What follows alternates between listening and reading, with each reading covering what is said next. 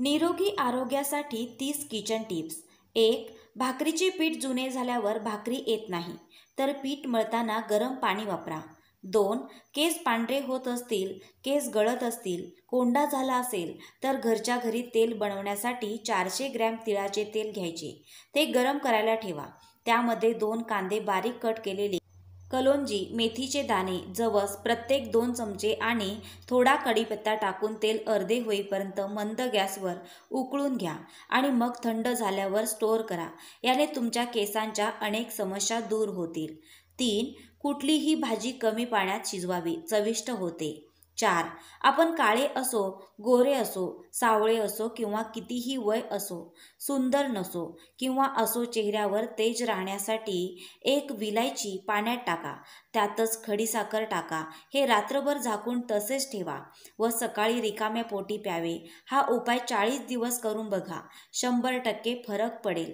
5. मसाले भात बनवताना लिंबाचा रस टाका. भात मोकळा होतो. 6. 2 संत्र्याची साल उन्हात वाळवून त्याची पावडर बनवा आणि त्यासोबत मुलतानी माती, बेसन पीठ, गुलाबजल मिक्स करून चेहऱ्यावर 15 मिनिटे लावून ठेवा. नंतर चेहरा धुवा. असे आठवड्यातून 2 वेळा केल्याने चेहरा उजळतो आणि चमकदार बनतो. 7. जे लोक म्हशीचे कच्चे दूध पितात त्यांना कंबरदुखीचा त्रास होत नाही. 8. कुठल्याही भाजीला तर्री आणण्यासाठी गॅस मंद ठेवावा. त्यामुळे रंग आणि तर्री छान येते. 9. केस गळती होत असेल तर लिंबूचे साल, 1 चमचा तूप टाकून मिक्सरला बारीक करा आणि तो लेप केसांना लावून ठेवा. 15 मिनिटांनंतर केस धुतल्यावर फरक जाणवेल. 10. वारंवार आजारी पडत असेल तर रोज सकाळी रिकाम्या पोटी जिरा पाणी पिणे खूप फायदेशीर आहे.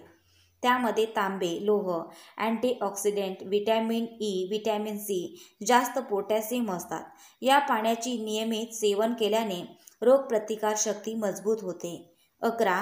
नाक सतत वाहत असेल तर वाफ घ्या. तसेच दिवसभरात कोमट पाणी प्या. याने नाक वाहण्याची समस्या कमी होते. 12. मासे खाताना काटा घशात अडकल्यास 1-2 केळी खावीत. 13. ज्यांचे वजन वाढत नसेल त्यांनी रोज तूप लावून गव्हाची चपाती खाल्ल्यामुळे वजन वाढते. 14. उकडलेले हरभरे सकाळी रिकामे पोटी खाल्ल्याने तुमची स्मरणशक्ती कधीही कमकुवत होत नाही. 15.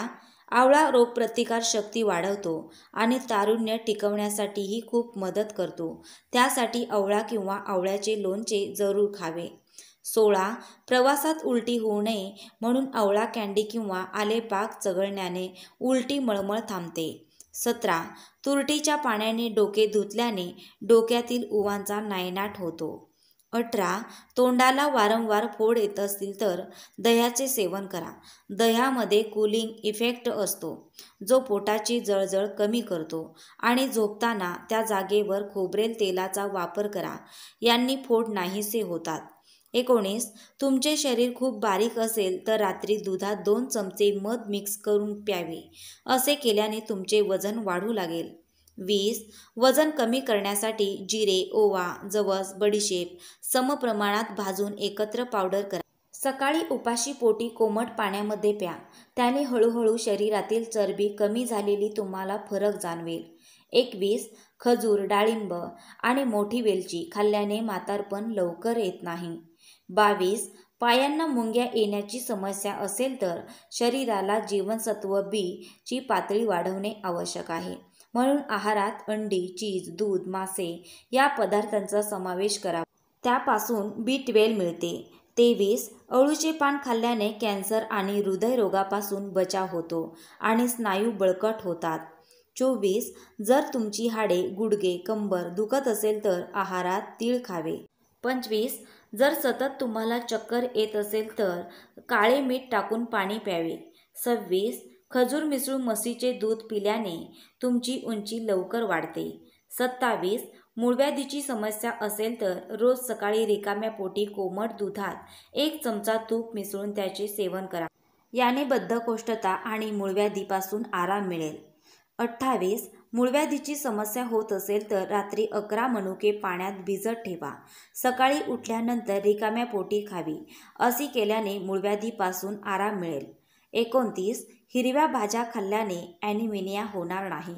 30. गुडघेदुखीसाठी फुटाण्याची डाळ मिक्सरला बारीक करून त्यात 1 ग्लास दूध, खजूर, थोडासा गूळ टाकून मिक्सरला बारीक करून त्याचा शेक बनवा.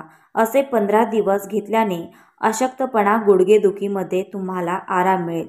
तर मंडळी, अशा प्रकारे आजच्या व्हिडिओमध्ये मी काही टिप्सबद्दल बरीच माहिती देण्याचा प्रयत्न केला आहे. तर तुम्हाला या टिप्स कशा वाटल्या कमेंट्स करून नक्की सांगा.